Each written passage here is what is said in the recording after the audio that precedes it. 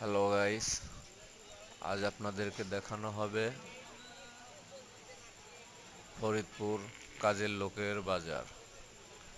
এখানে বিভিন্ন জেলা থেকে লোকজন এসে কিভাবে কাজে যায় এবং কিভাবে তাদের কাজের দরদাম হয় এসব বিষয়ে জানাবো আপনাদেরকে। আপনারা আজকে দেখুন, এখানে বিভিন্ন জেলা থেকে কাজে এসেছে মানুষজন, কত লোকজনের ভিড়। বিভিন্ন এলাকা থেকে গৃহস্থ এসে তাদের সাথে দাম দর মিটিয়ে তাদেরকে নিয়ে যায়। কেউ দুজন নিয়ে যায়, কেউ চারজন নিয়ে যায়, কেউ ছয়জন নিয়ে যায়।